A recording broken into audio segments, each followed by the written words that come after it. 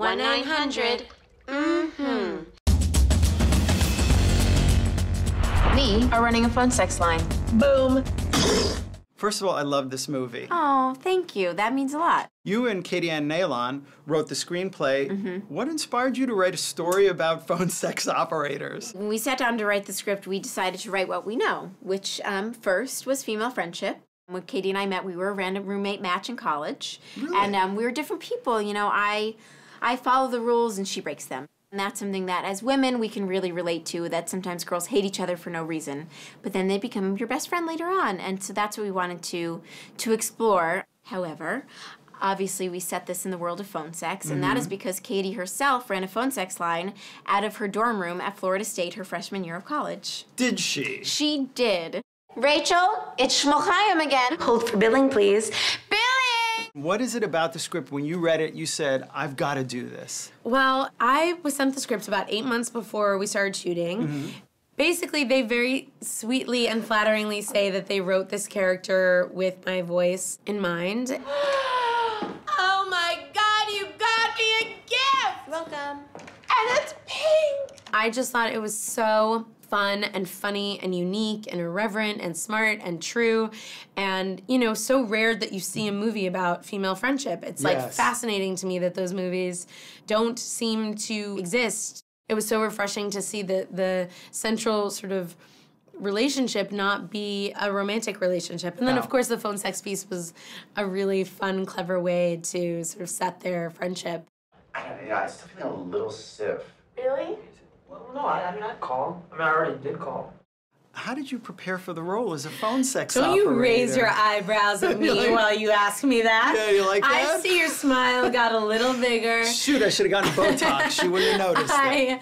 I have a scratchy, sort of low voice anyway, which I think lends itself nicely to phone sex. Lauren and I talk dirty to each other, but we just would have done that anyway. Okay, so it wasn't like you called her up and said, what are you wearing? I mean, no. Nightly, before we go to bed, I'd call her up and I'd say, hi, what are you wearing to set tomorrow? It wasn't about having a lot of practice on real time. It was just about being in the moment and entertaining. You're right. Yeah. I just wanted to try to be unself-conscious and open-minded and play around, and certainly we wanted it to be sort of funny over titillating. But, you know, the movie's not a documentary of phone sex, you know, and it wasn't about portraying what is possibly the gritty world of phone sex. It's just about having fun and, you know, and really being true to the settings in which our callers are calling from. What was your biggest challenge in doing this movie? What was one scene that you were like, oh, I don't know if I can do this? Me, Lauren, Katie, and Jamie created one sort of cohesive, creative voice, and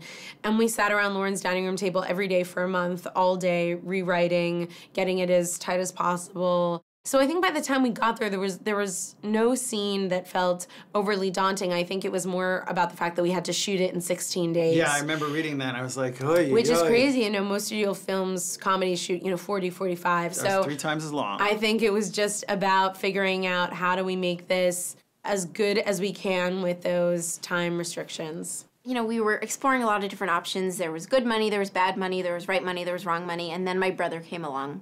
My brother, Dan Miller, who works in finance and in New York, he's very successful. He had said for a number of years, you know, if you want to make a small movie, possibly I could find the money for you. And I called him up and I said, hey, you know, we're in trouble. We're going to lose Ari in 2 months. Can you help us? And Really? he saved this movie on so many occasions, and he found incredible investors who were just willing to support people who, it sounds cheesy to say, but had a dream and just wanted to make a movie and do something for themselves, which is why we did this. Well, I'm just so flattered to sit here and have a chance to chat with you. Thank you. And the best of luck to you. Thank you so much.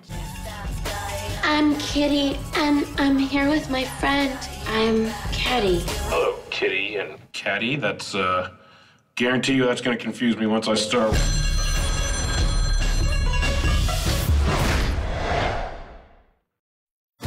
I just wanted to try to be unself-conscious and open-minded and play around.